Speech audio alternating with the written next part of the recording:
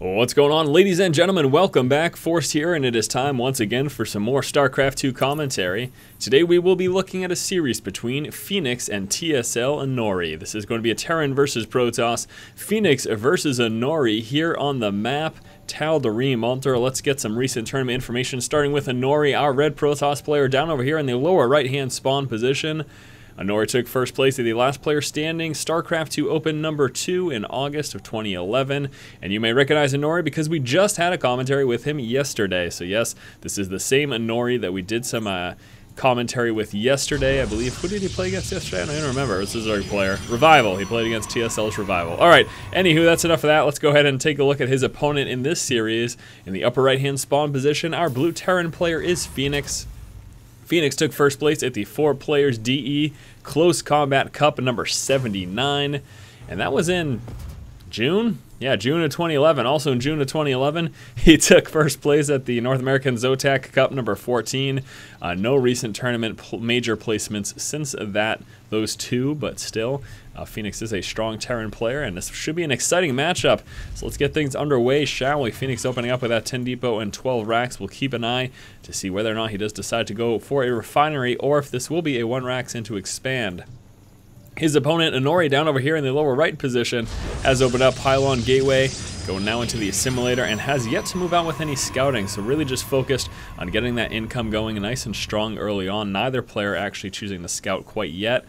Typically, you will see the Protoss player move out with the scout, either, if not after that pylon, then after the gateway. But as we can see, Inori's waiting quite a while longer here. Now, is he going to scout with this probe, or is he going to go back to mining? Looks like he will be finally doing some scouting at the same time. We also have an SCV scout moving out here for Fenix. Now, he's going to be checking upper left-hand position first. And where is Inori going?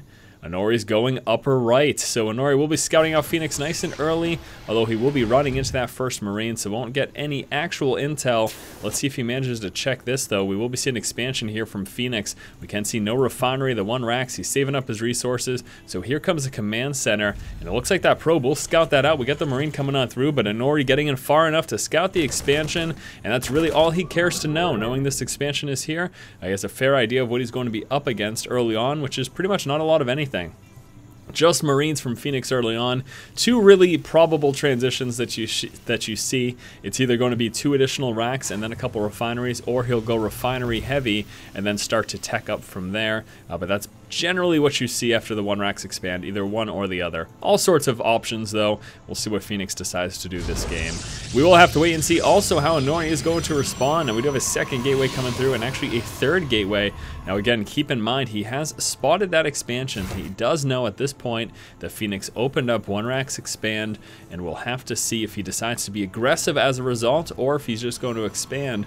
He does have 3 gateways in the works, so he could also go for a 3 warp gate push and try to expand to go along with that. Again, just another option for this player.